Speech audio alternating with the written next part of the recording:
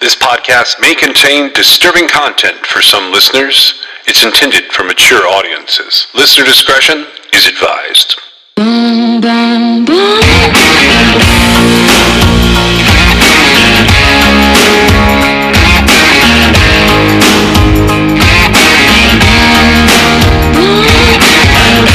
This is True Crime XS.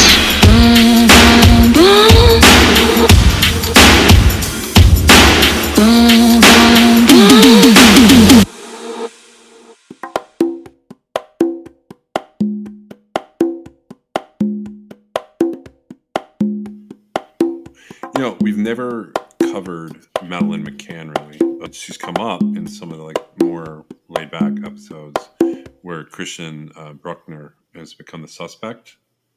Yeah. And it's crazy because I never know what to believe about that because it's so far away from here and there's been so much coverage of it over the years. But there was this report the other day that somehow pajama fibers had been found linking him to it. Mark Williams Thomas is the investigator that's been following the Madeleine McCann case, who gets talked about a lot in the Daily Mail. He says there's no way that Bruckner did it. Have you followed this or? Only a little bit. It's a really hard case. Yeah, it's such a cute little girl, and it was so weird how everything went down there. It was really awful. And so, yeah, I mean, I sort of followed it. It seems like it's been all over the map as far as at first they were, suspicious of the parents and they declared them Guido or whatever. And then, there was somebody who kind of stepped in to help that they started accusing him. And then it just bounced off the walls. It was really crazy that what happened. Because essentially you've got a 3-year-old who's taken out of her bed at a resort in a room that she was sharing with her 2 younger siblings. Yeah. And she just vanished without a trace. Yeah, so she vanished on May 3rd, 2007. So she's been missing for 15 years, which would explain why there's so much stuff in the news. But, it sort of started with a buildup where they officially declared a suspect earlier this year. And they started saying that there was, evidence that he did it. And then he's saying there's an alibi, and they've got, I think Netflix has a documentary out about it, maybe, where you can go and sort of look at the case overview. It's one of the most bizarre ongoing child abduction cases.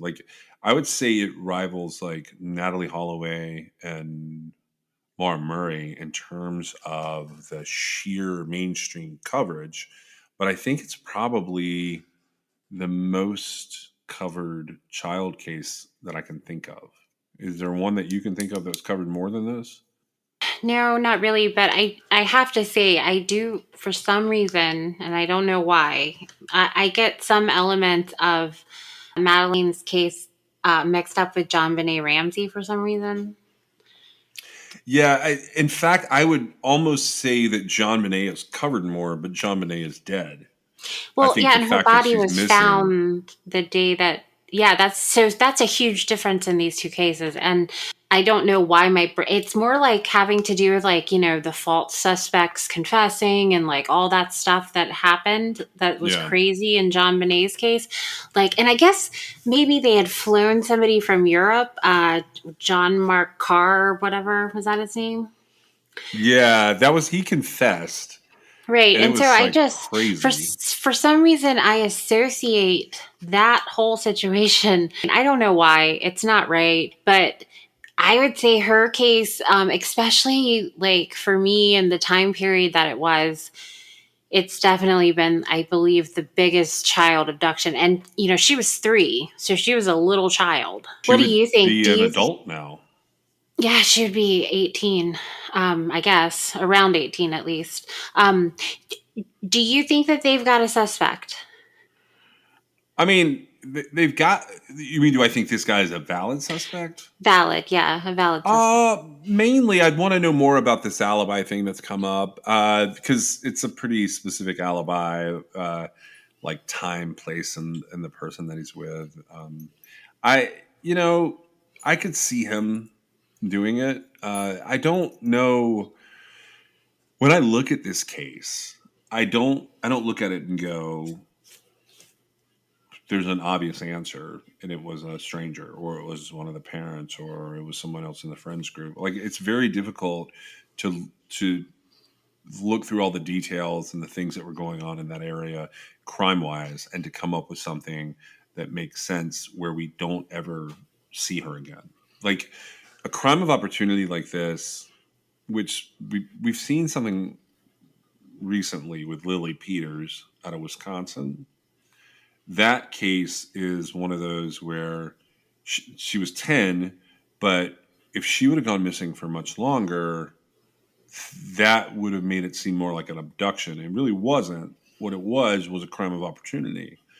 So why didn't we find this little 3-year-old girl if it was some kind of crime of opportunity? Because the body was hidden well, or because she was like secreted away somewhere else? Like, that part, I do believe that she's probably dead.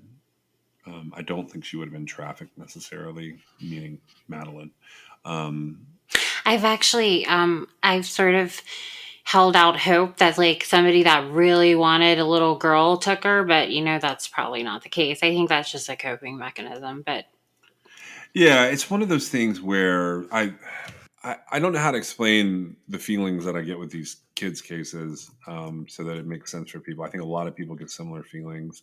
I had something pretty traumatic with a kid happen in my life where I think I'm a little more sensitive to these things, and I think that I feel awful for the parents if they had nothing to do with it, because the McCanns have certainly been sort of focused on. They're I don't feel like they had anything to do with it. Yeah, there's something about when you lose a kid like that and come under this level of scrutiny. It's absolutely it's horrendous. I don't And see how either one of them. I mean, I guess they're younger kids, but I was going to say I've put myself in that situation so many times because they left the kids alone, right? They right, were within an eye line of sight, but they essentially left them alone. Okay. Now, they don't need to hear about how they shouldn't have done that. I'm sure they realize that. But the thought was that they were safe, right? yeah, And, whatever sort of, I mean, they've paid for their mistake, yeah, like in, monumental amounts.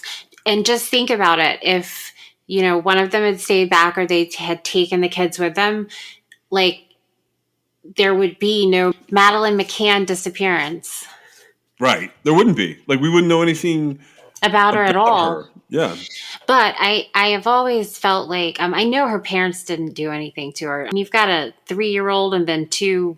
What were they? I don't know, a year I old I maybe. don't know their ages, but they're little. They were really little. Like there is absolutely no point in taking out a 3-year-old when you've got two more right behind them. It's just not something that happens. And if there was some sort of accident, I mean, they were both doctors. They're not going to cover up an accident.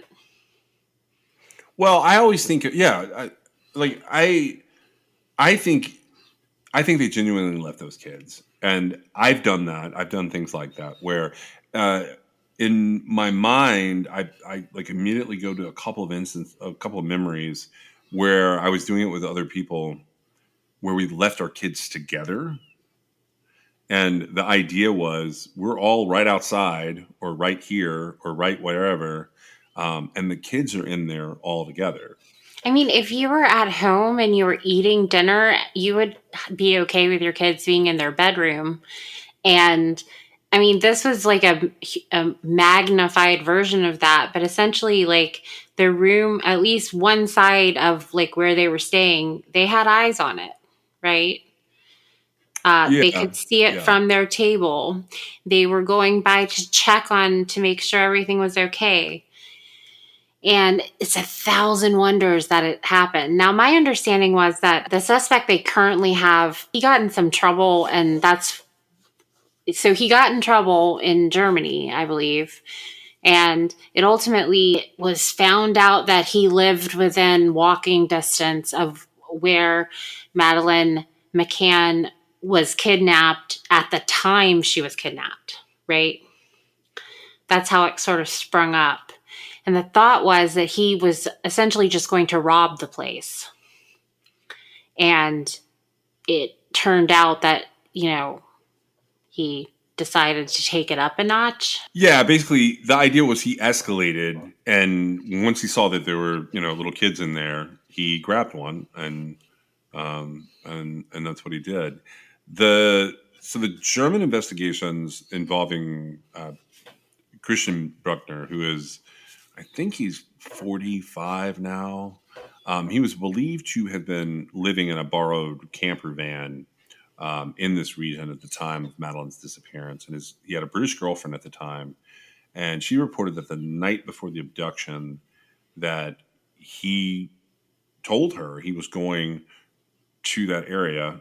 He's got to go do something, and you won't see me for a while. The suspect's car, or the car that was registered to him at that time, a day later was suddenly registered to a new owner, like it had been sold. And there's a prosecutor in Germany named Hans Christian Wolters, and he is convinced that he wants to start a presumption that Madeleine is dead, and to start proceedings to prosecute Bruckner for her death. Now, Bruckner has been convicted of unrelated offenses of sexual abuse to children and of drug trafficking. So Does he have any sort of murder charges? I don't believe so. He was incarcerated in Germany the last time I tried to check his criminal record. He was listed as having spent 7 years in prison for the rape of an elderly person in the same region that we're talking about here. I don't know for sure that this case will be solved. It definitely could be. So this could be one of two things for me. It could be that he did it, or it could be that he is sort of in the overzealous crosshairs of a super lawyer or super cop, ever how you want to look at it. They've looked at a lot of this would be a true pedophile. If someone did something to her, this would be a true pedophile. This is a 3-year-old. And they didn't just take her to traffic her, like to sell her or whatever. If they took her to abduct her and assault her, keep her, whatever, then you're talking about a true pedophile. So there's a lot of different people that have been focused on who have more interesting links to that type of crime than Bruckner. But Bruckner's the one that it looks like they're going to try and hang it on, at least to some degree. Well, it looks like the most things line up for him. Until I hadn't heard about this alibi situation. Now, you said, and I know you sent it to me, but they think that they found fibers from Madeleine's pajamas. Yeah, from her pajamas. Okay, well, did they just find them? Because I'm finding that hard to believe. This is from the camper van, I believe, that he had been living in at the time. I've looked into what they're doing there. They're sort of releasing things in these little tidbits that seem more sensational than factual. So, well, that was definitely sensational, because I immediately thought it said that they had found her pajamas in there, and I was like, did they DNA test them to make sure they were hers? I don't even that's the other question I have is how would that go down? There's no way that those fibers would still be there 15 years later. I mean, because how many fibers did she lose? How do you, did he, I guess, use a weapon, and that's what caused them to? I don't typically have pajama fibers laying around where I've been in my pajamas. Do you? I don't even understand the concept of looking for pajama pant fibers. I should have them all over my house the way these people in my house wear pajama pants. And So then you get into like, is it a microscopic examination they're doing? Regardless of it, there is ongoing information Well, that to in me this just case. seems like a big stretch. I hope that they come to some like scientific conclusions, like not just speculation. But I I mean, has nobody been in there for 15 years? I don't know the answers to any of that because it hasn't really been released in a thoughtful and easily digestible way, like a court document that you can translate or like a official press release. It's really sort of like a lot of this has been tabloid sensationalism. So I don't bring this case up a lot. I just thought it was interesting that he has officially been made a suspect, and that was a couple of weeks ago. This happened. So it happened in 2022 that he's officially made a And suspect, and then they what does that mean exactly? I mean, I know like so this would be the German authorities, right? Or apparently. no? Okay, it is the German authorities. Okay, because the Well, the New Portuguese York Post is reporting it, so just saying. the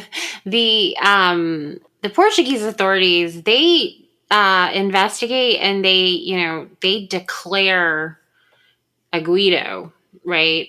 Yeah, They say like you are a suspect, and that's when you lawyer up or whatever. And we sort of have that here. Sometimes we know who a person of interest is, which is a little bit less than a suspect, right? yeah, But essentially, when the investigation has concluded that somebody is more likely than not, of course, keep in mind that her parents were declared this after she was missing right. at some point. And, they got attorneys and, whatever it took to undo that, they did it. And, I've always thought to myself how fortunate they were to be such fine, upstanding people because a lot of people would not have been able to come back from that. No, they would not have. I mean, it's a very serious thing to happen. And, they stood their ground, which was good. But, they don't have their little girl. Yeah, and that's probably the only reason I mention this is because of them and the fact that this is still ongoing for them because Madeline's case has not wrapped up in any way.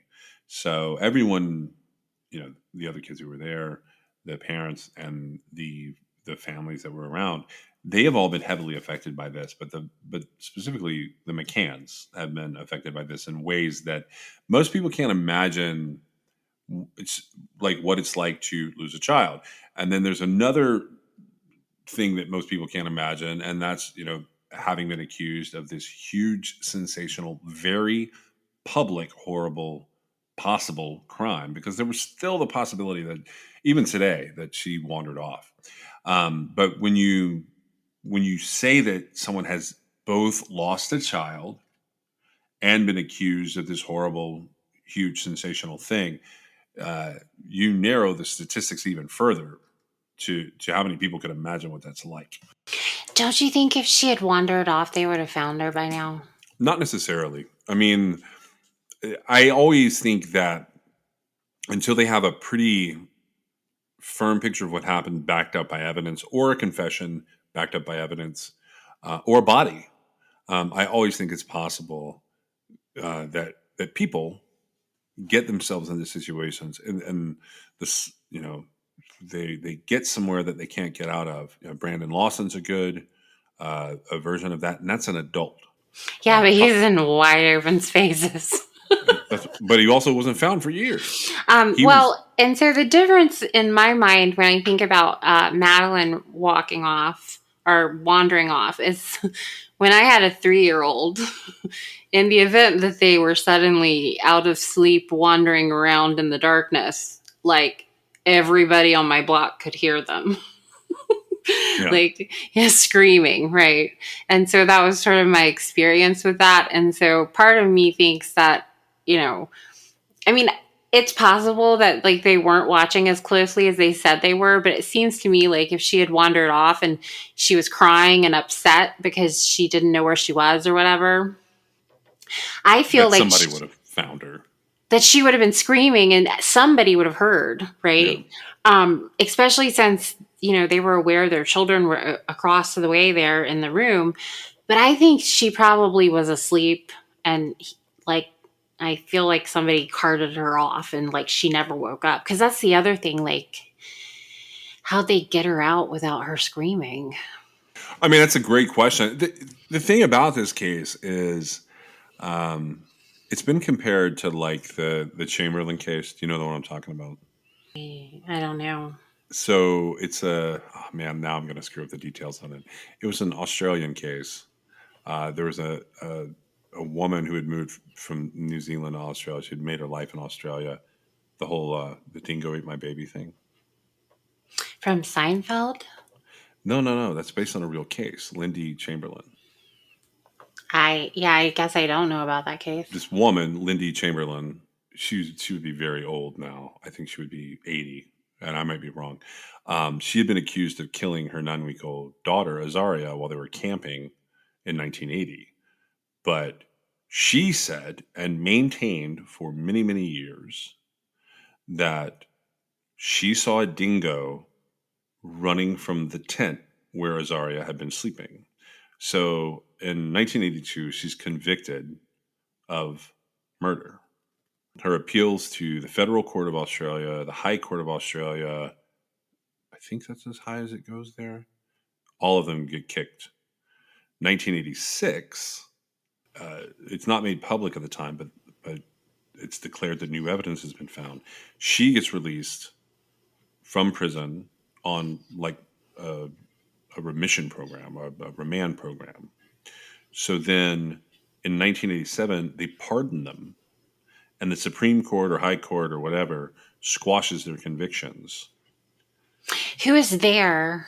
Her and her husband both. They were both convicted? He was an accessory. She was a murderer, I think is how it went.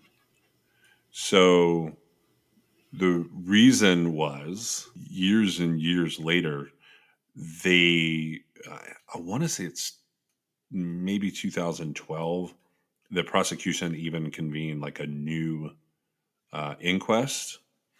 But they made a final ruling that a dingo had entered the tent of Azaria Chamberlain in 1980 and caused her death and removed her from the campsite. Man, I bet that kid is out there having been raised by kangaroos. So I think what happened was in 1986, I'd have to go like look all this up again. I think in 1986, the reason they get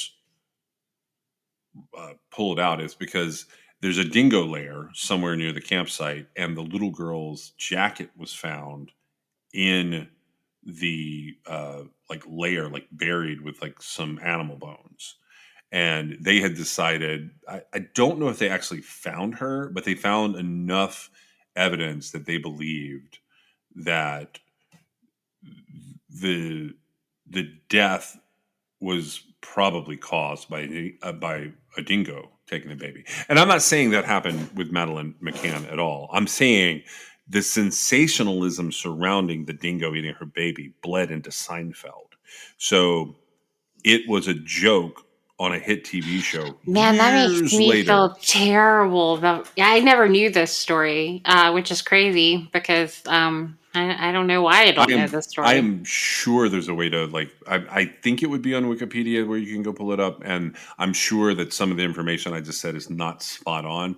But that is the story that I remember. It actually relates to something we're going to get to in a minute, because you know how I feel about animals. But there's something else that I wanted to talk about. So there's a drought at Lake Mead. You know what Lake Mead is, right? Yes. This is wild to me. So May 1st, there's a press release that came out and ended up in my email. It's from the Las Vegas Police Department. It's from the Metro Police Department, but it's about the drought at Lake Mead.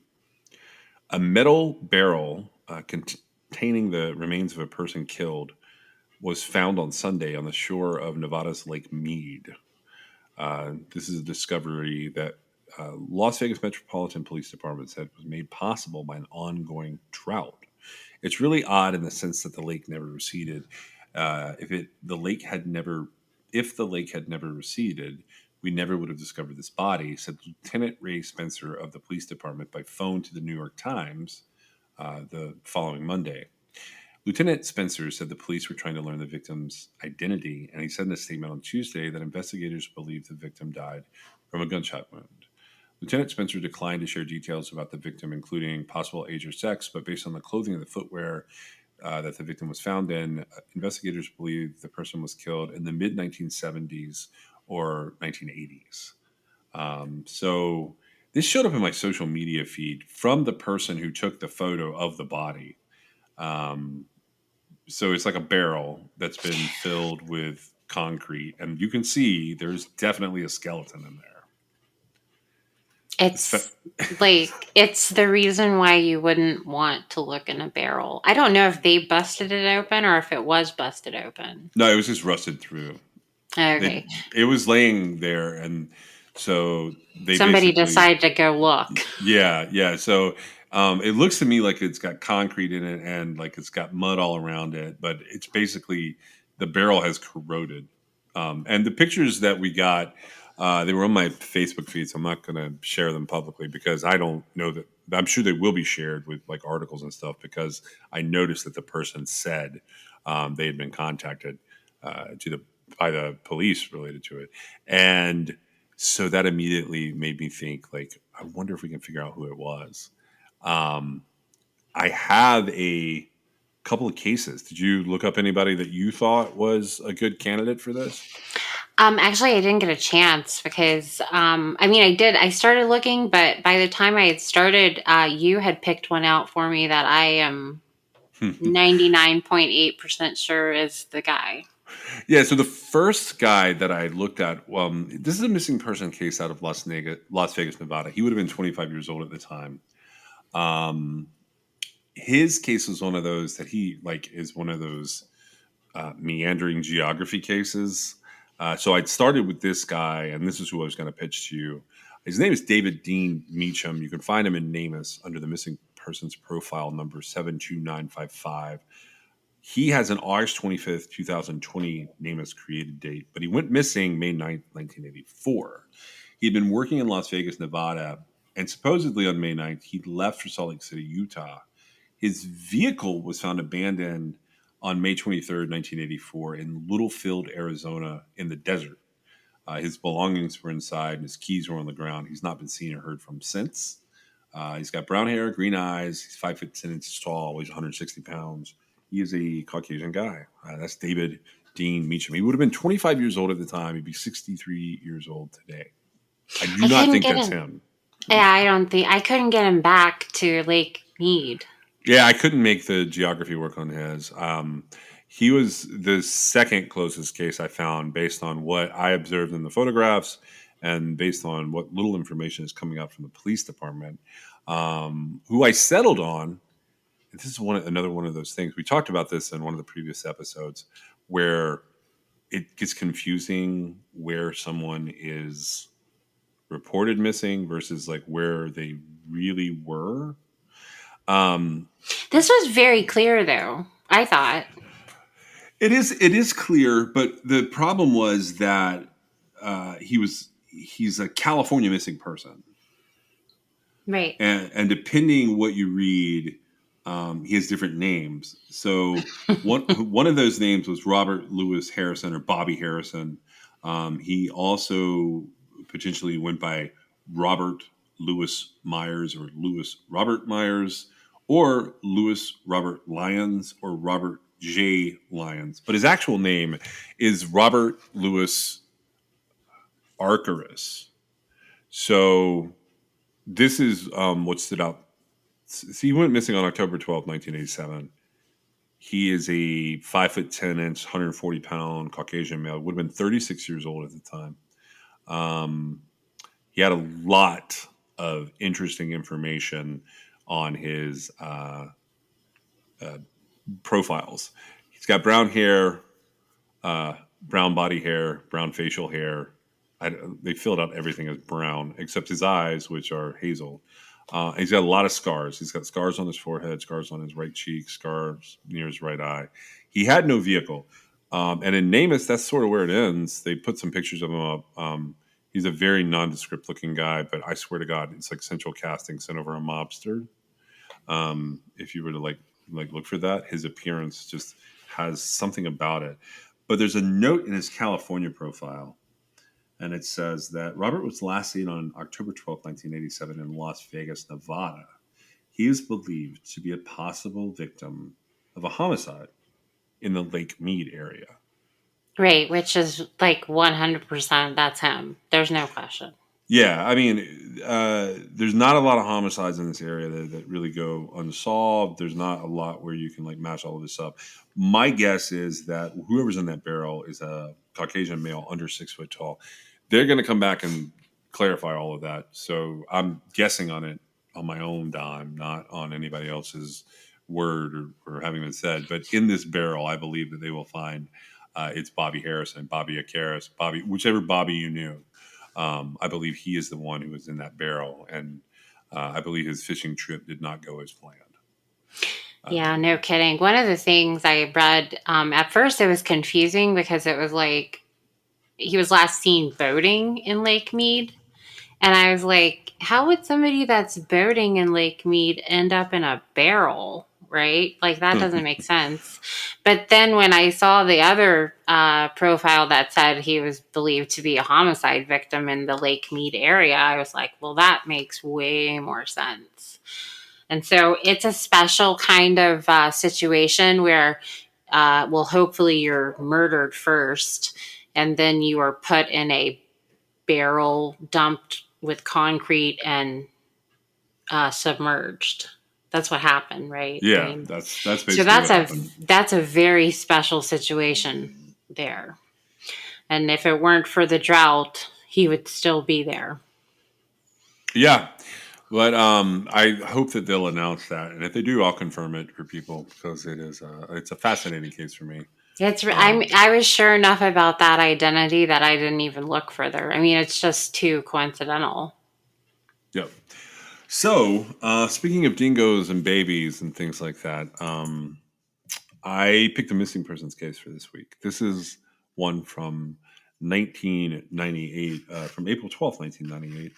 So we had talked to Catherine Miles previously about her book Trailed and some of the stranger things that had happened on the Appalachian Trail. And I don't want to give away um, her whole plot here, but I get a little obsessed with cases that take place in state parks because of the hunting Israel Keys thing. And I went back through and I found some cases that I wanted to cover that didn't fit the Israel Keys timeline that maybe had unusual endings. Because that's one of the things I've always liked to try and do here is to bring something different to the table than what everybody else covering these cases brings to the table. Had you ever heard of this case before, Meg?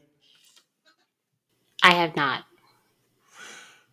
Okay, so Jason Andrew Knapp, he went missing on April the 12th, 1998, from a place called Table Rock State Park down in Pickens, South Carolina. He was last physically seen at his apartment in the vicinity of the 100 block of Calhoun Street in Clemson, South Carolina, on Easter Saturday, which would have been April the 11th, 1998. And that evening, he rented a movie with two of his roommates. And about 10:30 p.m., they left him alone watching the film. But that's the last time anyone saw him alive. His car turned up 30 miles away in one of the rows of the parking lot at the Table Rock State Park. But there was no sign at all of Jason. He had disappeared without a trace. This case comes up now and again. His mom's been really vocal in trying to keep him in the spotlight. There's a lot of resources out there for Jason's case. Namath has them, Charlie Project has them, Strange Outdoors has them. Some of the articles are older. There's a lot of news clips about him, about finding his car and some of the things that were going on. According to Strange Outdoors, in the fall of 1997, the Michigan college that Jason thought would move him forward didn't work out. He transferred down to Clemson University in South Carolina and he started a mechanical engineering degree. And in the spring of the following year, he was doing well academically. He talked to his mother almost every day and he shared with her plans to find an apartment with a friend for the summer and the fall. Jason had been in good spirits in the spring of 1998. He had just been inducted into the elite Pershing Rifle Corps at Clemson University, and he was looking forward to school ending and making plans for his summer. Some of his fellow Army ROTC friends became concerned. He had not attended their physical training and ROTC classes for a few days, and they had called his apartment inquiring about him. His roommates then began to become concerned about his whereabouts. At first, they thought that maybe he'd taken off for a few days and he'd be back. So they contacted a close friend of Jason who was attending college in Pittsburgh, Pennsylvania, thinking that maybe he had gone to visit her for a few days. And it is, you know, it's the Easter holiday that they had last seen him. She informed him that they had not talked to each other for over a week. When Jason didn't return by Friday, April 17th, 1998, the roommates decided to call his mom, Deborah. The same roommate who had last seen Jason placed the call, and Deborah immediately contacted the police and went to the apartment to search for him. His mom said, "I did not find it unusual that he did not call me that week. I knew most of the problems that had been upsetting him had been resolved and that he would be studying for his finals and getting his assignments up to date. I just assumed we'd be talking over the weekend and making final arrangements for a new apartment for the upcoming school year and deciding on a date for me to come down and help him get packed up to maybe return home for summer." Jason's 1990 white Chevy Beretta was found on April 21st, locked and parked in the first row of spaces along the lake at Table Rock State Park. He was more of a mountain biker than a hiker, but he could have gone there to walk on the trails. Inside the car, authorities found a park pass that had been bought between 3 and 5 p.m. on Easter Sunday, and tests later showed that Jason's fingerprints were on the pass. Also inside the car were receipts from earlier in the day at a Wendy's restaurant near his central apartment and an Ingles grocery store in Seneca where he bought a six-pack of root beer and some fruit juice. A park ranger at Table Rock had seen the car for more than a week, but at first he wasn't suspicious because hikers often left their cars parked for several days without signing in at the guest book of the trailhead. 3,400 man-hours of searching by volunteers and search and rescue professionals, including dog teams from North and South Carolina, were done. Not a single clue was found that could prove Jason was ever at the park, except for his car. He had apparently vanished. So, did you get a chance to read over this one? I did. What anything stand out here? Well, I felt like it was a little weird how his car was there and ignored essentially. And there was a substantial amount of time that went by between, his roommate seeing him and him finally being reported missing. I felt like. I found that, so, they do all the standard stuff here. They found that he had withdrawn $20. They found money and change in the console of his car. His checkbook was there with apparently contained a lot of money. It was untouched. They found all of his personal belongings were at home. He becomes this case where you and I, a lot of times when we see these cases, I think our first instinct is we call them Wallies, sort of lost in the woods guys, or potentially suicides. The police sort of discounted the idea that he would have killed himself because he had rifle and ammunition in his bedroom, and he had set everything up like he was going to return to do his laundry. His bed was stripped and rolled up. He rolled his linens and chucked them in a basket like he was going to go wash them. He had also stopped and eaten and then picked up, I guess the way I pictured the drink purchase, those aren't drinks that I would purchase in that quantity to go to the park. I'm probably going to the park, and then when I get home, I'm going to put those in the fridge. That's what I thought. In fact, that's all I ever thought about that. I've seen it kind of dissected, and it never occurred to me that because I feel like it was said that perhaps he was buying for a group or buying for more than one person. Yeah. And he would be meeting somebody there. Yeah. And it never occurred to me that would be happening. Yeah. I went on a couple different websites where they were talking about Jason's case, and that was one of the prevailing theories. A big deal was kind of made about the stereo in his car had one of those detachable faceplates. And a big deal was made out of him not taking that with him. Right. Now, was it still attached? It was still attached. So was the indication there that more than likely he didn't drive his vehicle there? Except for the fact that his fingerprints were on the receipts. They were saying that like it didn't seem like him. I mean, what would he have done with the? I feel like maybe in a shopping center or something, he would have taken the faceplate off of his stereo. Do you remember that, by the way, where you take off your stereo face? I had one. I know. I actually wait. I still like I have a vehicle sitting in my driveway that still has one from that, like within a couple of years of that. It's probably from like 2003, 2004, but it has that detachable faceplate. Now, I've upgraded the faceplate because you could do that at one point to add a Bluetooth connection. But I have a vehicle here that has one of those. Here's what it was for me. I was obsessed with it for about a year, and then I just didn't do it anymore. Yeah, I never took mine off. I didn't care. I thought it was weird that because basically my understanding was you took the faceplate off so like your stereo wouldn't attract attention, right? And it maybe it was touted that it would disable the stereo or whatever.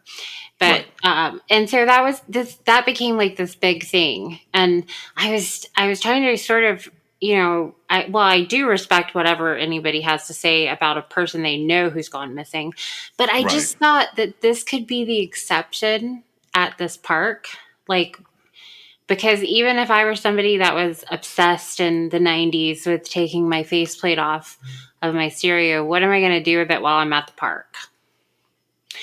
Right? I mean, put it in my pocket. So I'm with you on all of that. We don't I just know don't know what why you're going to do with it. we don't know why he was at the park, right? Yeah. We have no idea. Nobody had any inkling as to why he might be there. From at least what I gathered, nobody saw him there. Nobody saw him doing anything there. Yeah, I mean, but I see when I look at these cases, I like to try and like come up with something like odd. He's not he's making purchases. He's getting $20. $20, that's money like you're gonna go do something with it. Like you need the $20 for either walking around money or you got a specific thing you're gonna do with it. But did he pay cash for Wendy's? And the drinks? I guess it could have been for the Wendy's and the drink. That would be about right. So he might not have had that going. But I'm saying it's not an unusual amount. I don't think that this guy killed himself.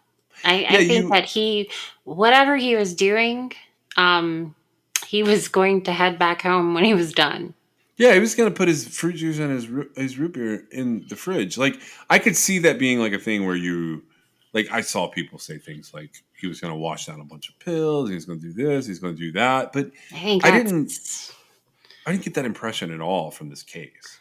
Well, no, and he's got his sheets ready to be. So he's going to put his drinks in the fridge as he goes to put his sheets in the washer. Yeah. I mean, he's making going plans. on with his day. Yeah. Now, that's what I thought too. It seemed to me like, I feel like it's odd that like nobody has any sort of information like, oh yeah, he would go to that park and walk this trail, or like nothing, right? And it was sort of out of the way, right? I mean, it wasn't that far away, but it was 30 minutes away or something like that, right? Yeah. From where he lived. And, there was a little bit of adversity. Well, he had just moved there too. Remember that? Well, he was moving out, though. He was switching, right? Well, he had been at college in Michigan in 1997. And then in the fall of 1997, he came down to this area. And in my mind, if you come down for August for school and you're getting towards the end of your school year, there's a good possibility that you could be like experiencing a lot of things for the first time or second time. Like you still be exploring the area.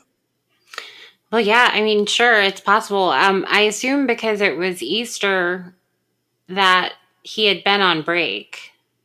That's what I would think too. I thought it would be. I did not verify this, but I assumed it would be like spring break.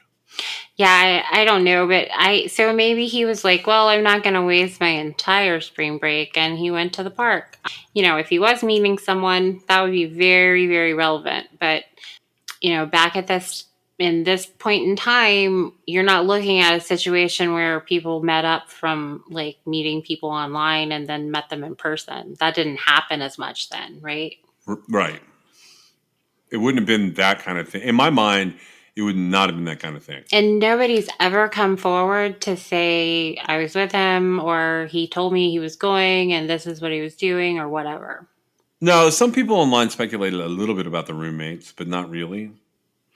It seemed like Not there in was any. some adversity there, but it had been decided. I mean, he was already moving out. There was no reason for there to be. And I believe his roommates were the ones who contacted his mother and said, That had hey, that's how I read it too, and I actually like from the different sources I had. Several of them basically said we haven't seen that him. We his don't know where he's at.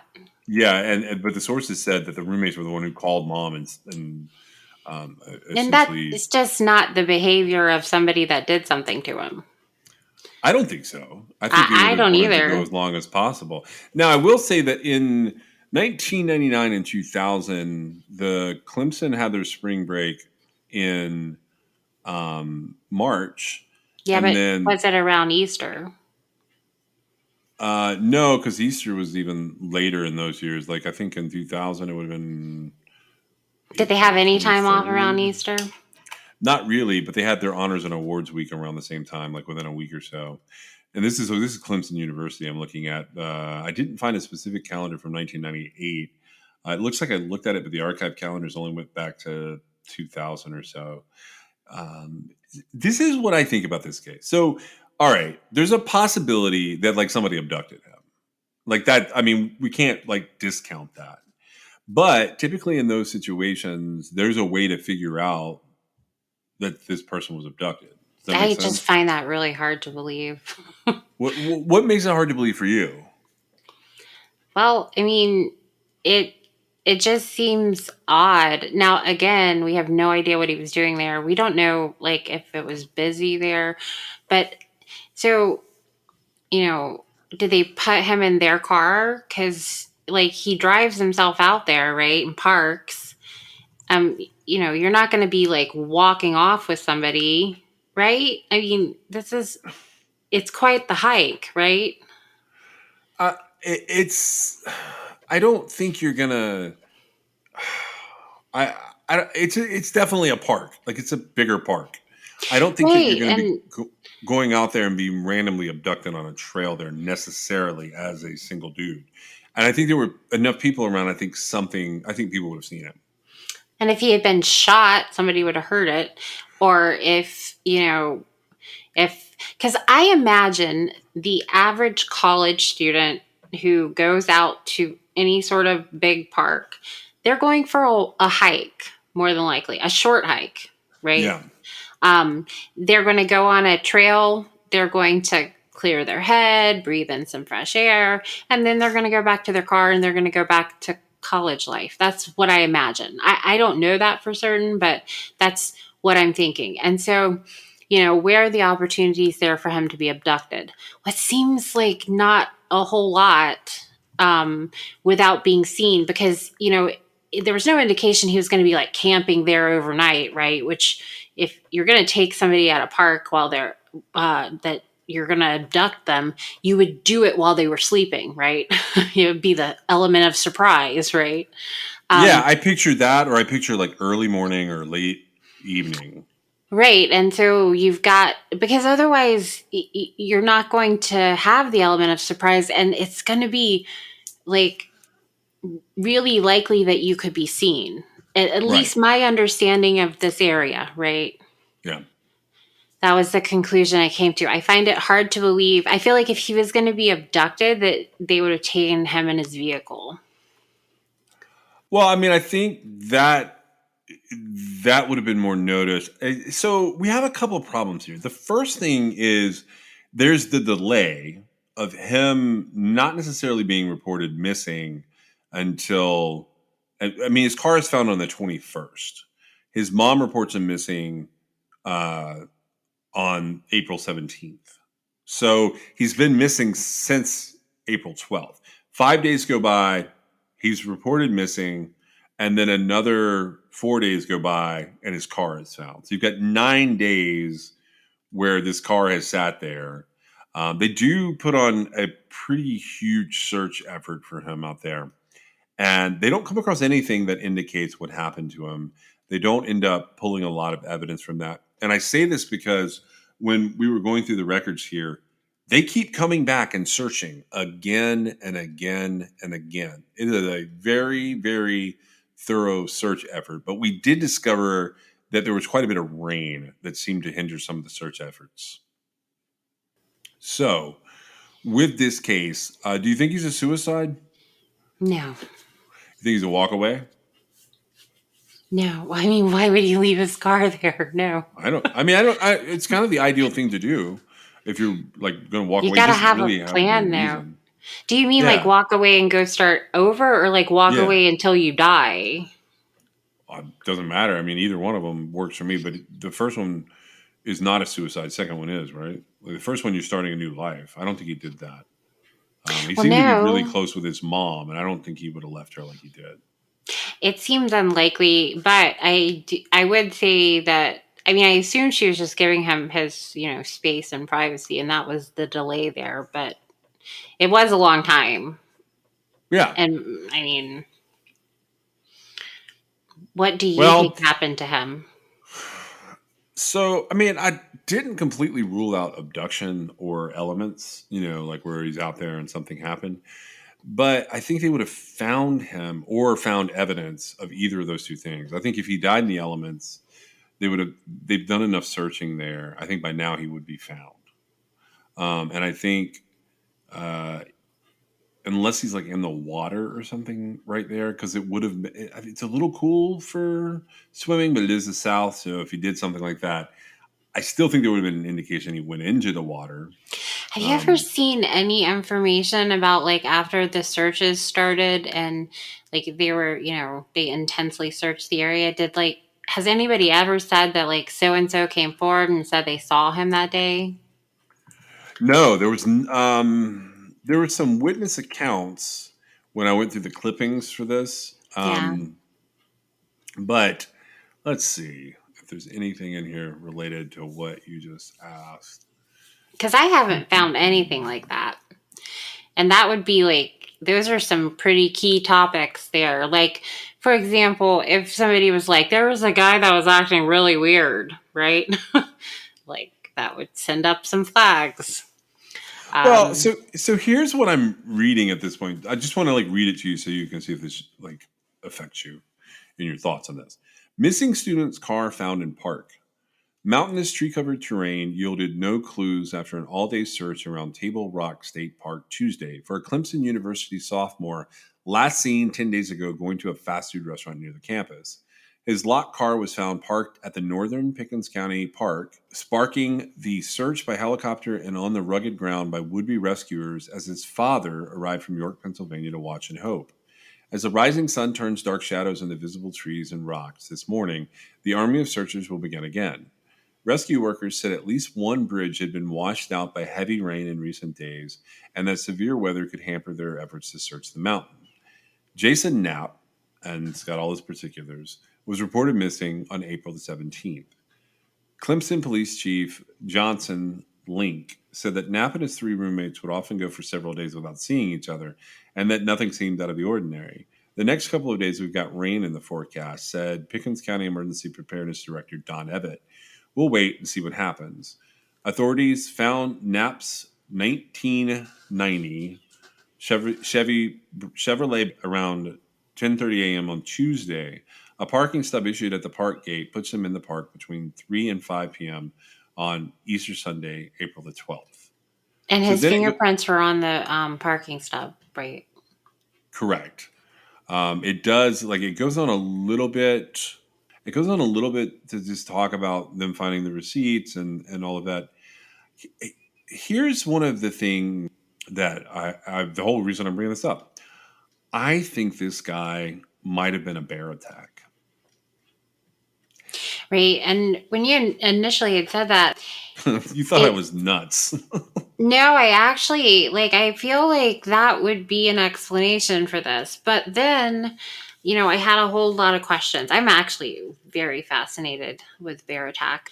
And so it has like sort of just the right combination of things occurring where there was an amount of time that passed. Because, okay, so bears, they cause a big ruckus when they attack, right? Yeah. And then they cache the body and they eat off of it until they're done, right? And so you're gonna have the presence of bears, right? Now, I haven't seen that there was or was not bears around, right? I haven't seen anybody say anything about it. But here's what I'm saying. In the amount of time between when he got his Wendy's food, ate, then went to the park and got his parking stub ticket, in that amount of time, and then when his roommates noticed he hadn't come back home, they called his mom. Mom reports him missing. They finally realized that it's his car that's been sitting there. There's 10 days that have gone by. And I feel like that might have been enough time for the bear to have eaten most of him. And I hate to even say that. And the rain to wash away the evidence. Well, and that was the other thing. So right off with what you just read, right off at the jump, they're saying there was bad rain that had washed out bridges, right? Yep. And they're saying, that's hampering their efforts to search for him. Well, to me, the evidence that I would typically, my brain would require to be there for him to have been attacked by, a bear or a wild animal, like it could have possibly been washed away. Yeah. Right? Now, keep in mind, bears cache, from what I believe, if I recall correctly, they cache their food to hide it from other animals. Correct. Okay. And so I find it unlikely that a bear attack could occur under just like normal everyday circumstances and there not be some evidence of it. And so that was my biggest hurdle. And then, but the amount of time that passed and then the rain, it makes it seem like it could possibly be this case that he could have been attacked by a bear. And that, not only do you have rain washing away potential evidence of a bear attack, you also have rain keeping people away from the park so they're not actually going to see the bears, right? Because I don't know if you know what I mean when I say like, somebody saw a bear at blah, blah, blah park, right? Well, it's suddenly a big thing, even though nobody was bitten or killed, right? There's been a bear sighting, right? Yeah. Now, bears live at a lot of parks and you just don't see them. And when you do see them, everybody knows about it. Yeah, they're not interested in seeing you, which is why you don't see them.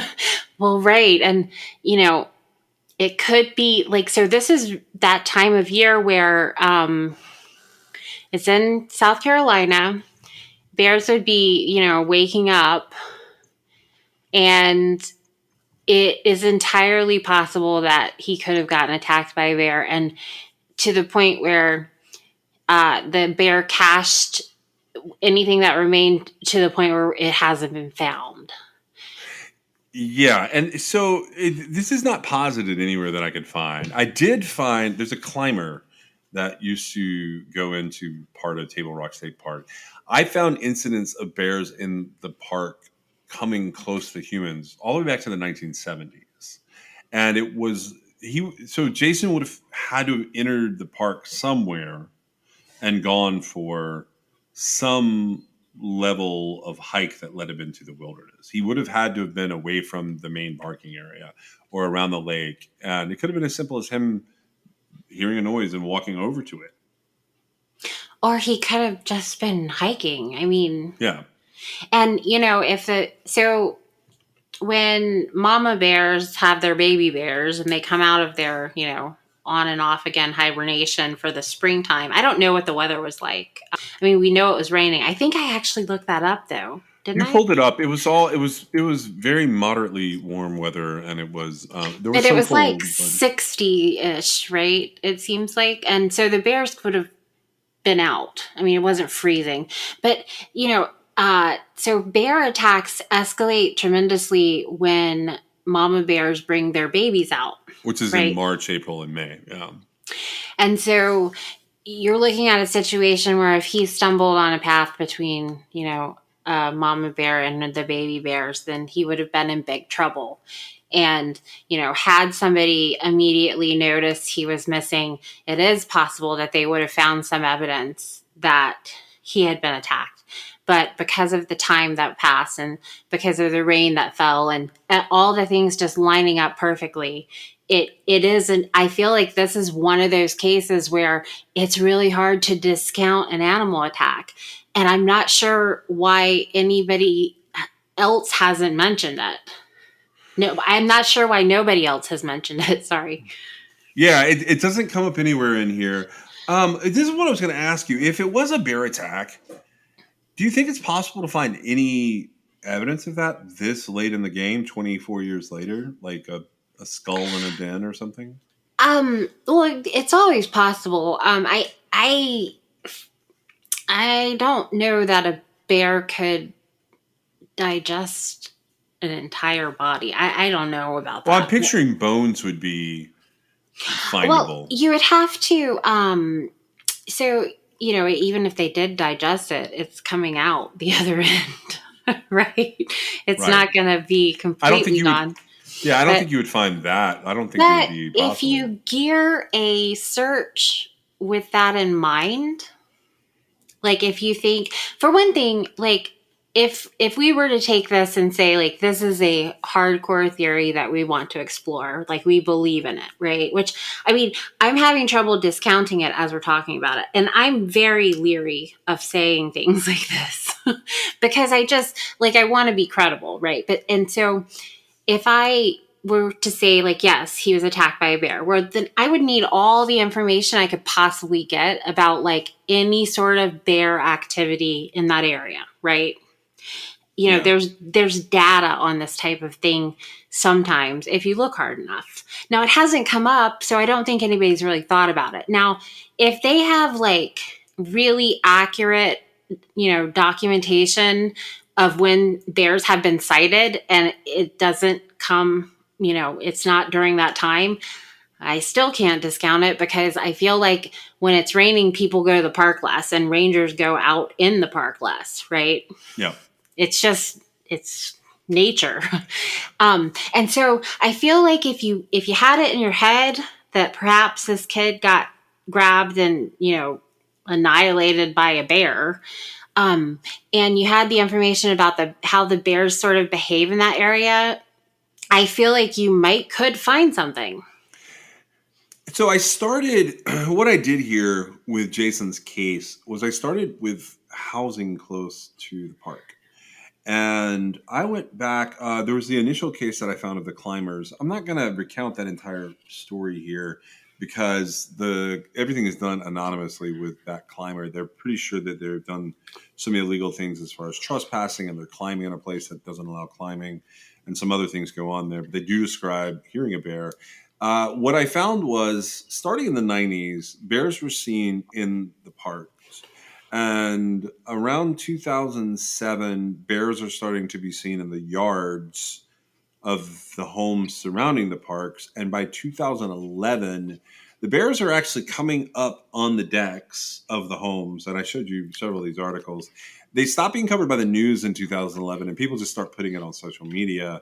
And you can find active groups of black bears, which are fairly aggressive bears, in different social media posts and news posts around this park. And it's not scientific. I'm not presenting it as scientific, but I find it interesting that they keep getting closer and closer to people. And in the park, they've sort of responded with evidence that they know there are bears there. They've started putting in bear boxes for trash can, which is a locked box or a box that's difficult to open. And they've started bear proofing the different amenities at this park. Now I'm remembering. So there was an escalation in that around like shortly after this period of time. So shortly after like the mid 90s, it became a thing where people were like, oh, we are in their territory and we've got to do things to actively deter them from wanting to be around us, like food, for example. Yeah. And so now I remember that. And that makes me think even more so that it is possible that it could have gone unreported, unthought of. It just may not have crossed anybody's mind. Or if it did cross their mind, they didn't want to say it out loud. because they didn't want to like feel stupid about it, or because it's so horrible, right? I mean, it's a really horrible thing. And, I realized that this is one of those cases where like you could keep all kinds of hopes alive, right? I mean, you really could. Without the fingerprints on the parking stub and the Wendy's receipt and all that other evidence that they supposedly have, which I have no reason to doubt it. It's what's said. And so I believe it. But without all that, it seems almost like it would be a setup. Like there would have to be more than one person involved. And, he was never even at the park. They drove his vehicle out there to make it seem like he had been out there. Right. And we sort of pinned that on the roommates, I think. Right. But it can't be that because, unless they went out with him and he had driven out there. But none of that seems to come up. Right. The roommates don't seem to have joined him on his trip, and they call his mom when he doesn't show back up after a few days. And so it doesn't seem likely. And it doesn't seem like he knows that many people in the area. And so I do feel like in this case, with all the circumstances considered, it could be possible that he was attacked by a bear or even a wild cat or whatever other kind of wild animal would be able to, take him and do away with him in 10 days. It's a lot of animals, probably. Or at least move him far enough away that they're out of the search area in 10 days. I think from what I've read about cats, they would move the body. And what I've read about bears and what you have taught me about bears over the years is they would cache the body. So right. And so I would wonder, like, well, when searchers are looking, like, do they look with that in mind? Because that's a lot different than looking for like a person standing there or sitting there, right? Like a person like crammed into the ground or a tree trunk or a crevice or buried slightly. I think they look for stuff like that to some degree. I don't know. I was just curious because so a bear cache would be basically, to the extent a bear could, there would be a mound of mud and brush and leaves and whatever else they could get, right? That would be essentially covering the parts of the body that haven't been eaten off of yet. And they do it because it's a big kill for them and they want to have the food. And, if there were a couple little babies involved, it'd be even faster that it would that's what I thought would make it go bye quicker, because most bears breed in January and February. Very small babies come out and then they grow very rapidly. So by April, if they had a baby in January, they would have the mom coming out with the cubs, and all you have to do is cross the path between them and she will take you down. Yeah. Because there's not an agreement there, right? There's sort of this agreement where they don't want to be seen by us, but like if you get between her eyesight and her cub, she thinks that, it's gone bad. Yeah, and so I just, I was bringing that up because, well, if anybody knows anything about this case or you hear about it, it's not talked about a lot anymore. It does pop up in an article every now and again. This is a rocky area with caves and bear dens and creeks, and And we have like no information about what he was doing. yeah, we don't. No one knows because of the passage of time, which is your favorite enemy. While it works to It our can advantage, be your friend sometimes. that's what I was gonna say. While it works to our advantage in so many cases, when it's that early in a case before someone is being looked for, and that was the other thing I kept looking for here. I think the searchers would have been focused on people taking these trails up and falling down because there's a lot of steep areas. There's a little gorge there. This area is it's sort of based around a mountain, and there's a reservoir to the north side. But in my mind, some of these cases simply have to be animal attacks. That's why animal attacks are a thing. Now, typically, there's evidence found of the big public ones where people are killed in their tents and whatnot. But if you're just walking along a trail and you don't have any camp that you've set up or any tent for them to invade, and I think the best hypothesis here would be you step between a mother and her cubs and don't even realize it. Yeah, because you literally wouldn't even know what was happening. That's my interpretation of the sort of general information I've put together about that subject. Right. I mean, They really just freak out. And it doesn't matter if you're being aggressive or being friendly or whatever. If you, it's coming between them is the problem. And it could be that mom crosses the path and the babies haven't yet. And you walk down the path between them. That's how innocent it is, right? It doesn't matter how innocent it is. The mother bear will more than likely attack because she has, I don't know. It's a motherly instinct that she feels like her babies are in danger. And in that case, I feel like he would be down for the count without even a noise. I mean, I hate to say that. I mean, it would be a terrible way to die. But then, so I think that these other strange conditions make it so it seems this might have happened without a trace. Yeah, it could be that. Yeah. It could be something. The other thing I just realized was I assume he's not in the water. Well, there is water there that could be looked for. That could still, I mean, that could tie into elements because I still consider the elements. I just was most curious about that sort of escalating bear situation down there that I recognized, and it happens over a number of years. So I was really curious about that, but the water is always a possibility. A slip and fall into the water is always a possibility. Yeah, but a slip or fall. But so why is it still down? What do you mean, why is it still down?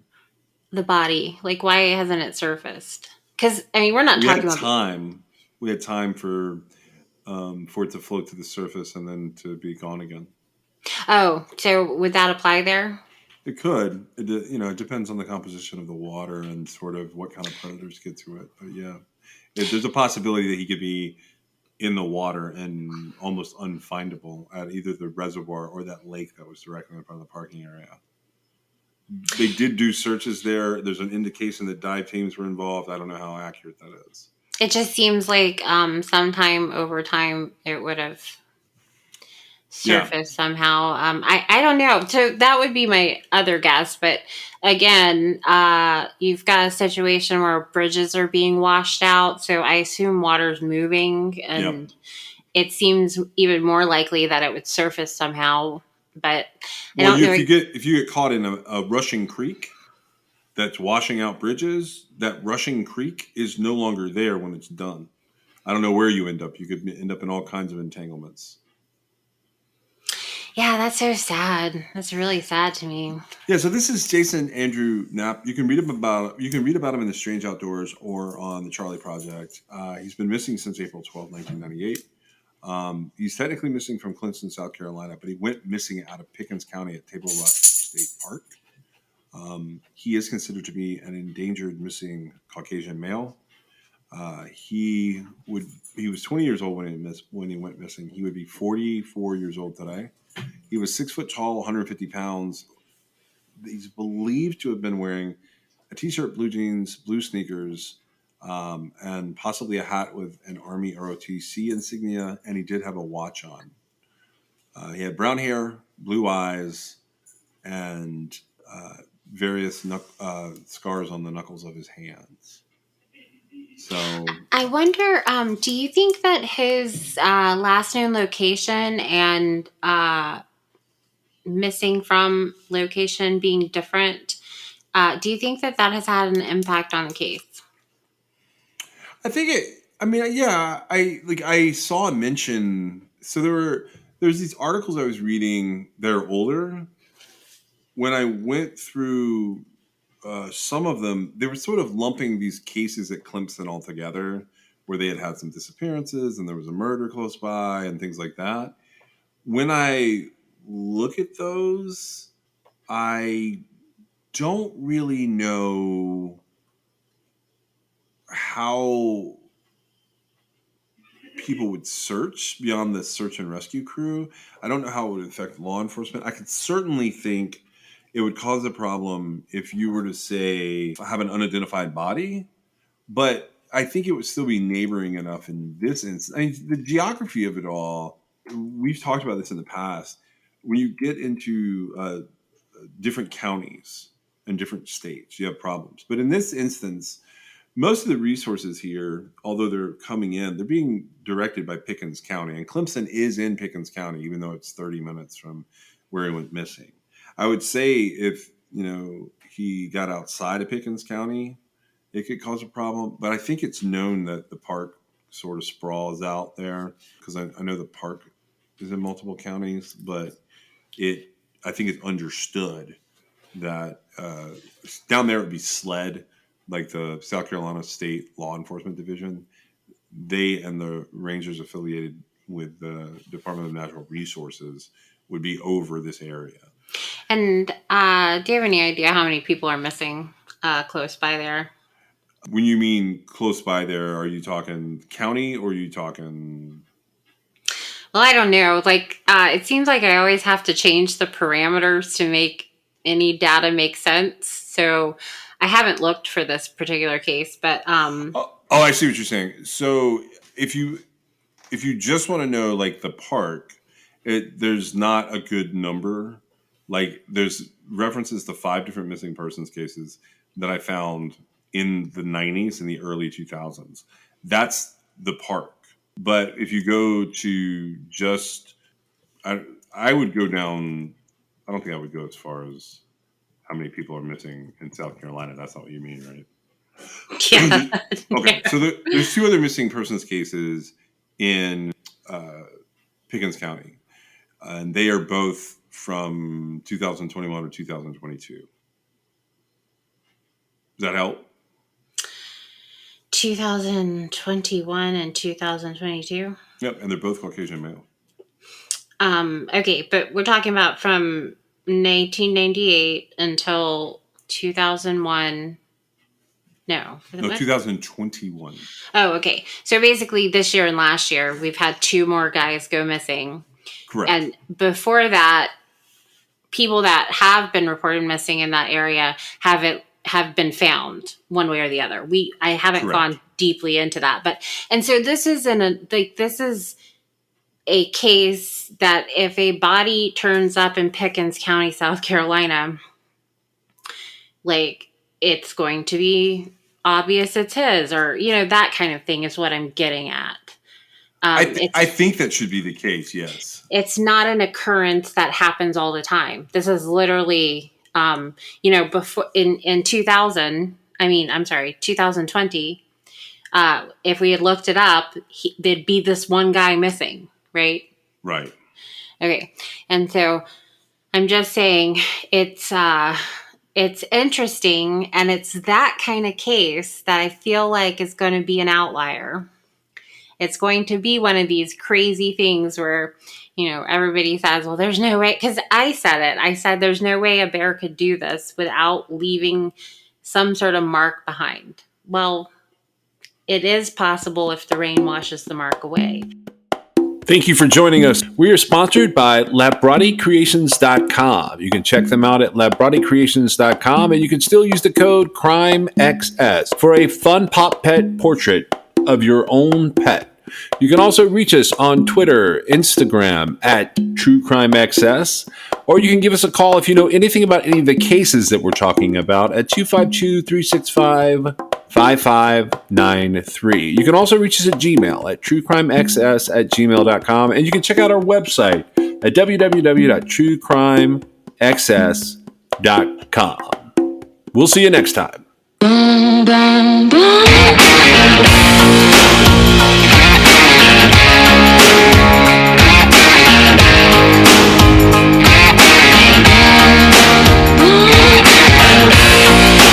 This is True Crime XS.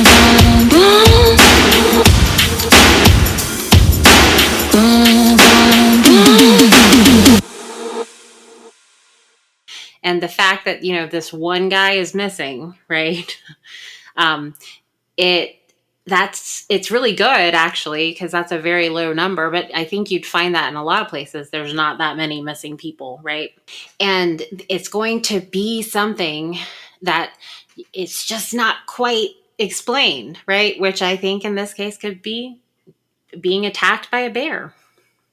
We're going to cover a case from the same day that Jason Knapp went missing. We're going to cover some other cases that tie back to our interview with the author of the book Trailed.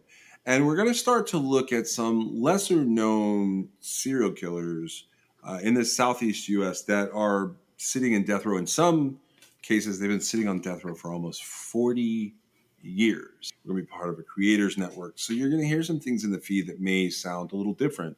But we will be putting a specific announcement.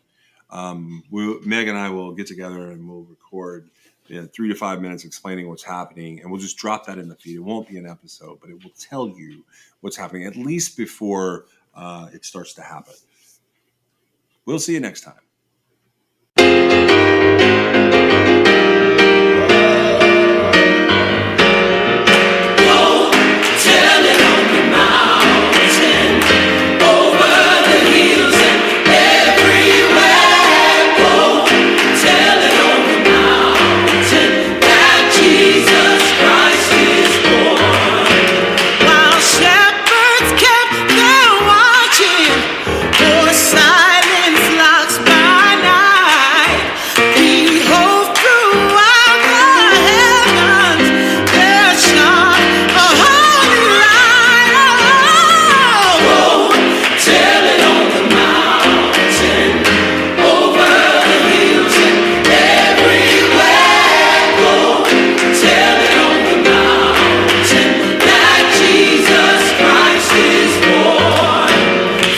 Shepherds feared and trembled when lo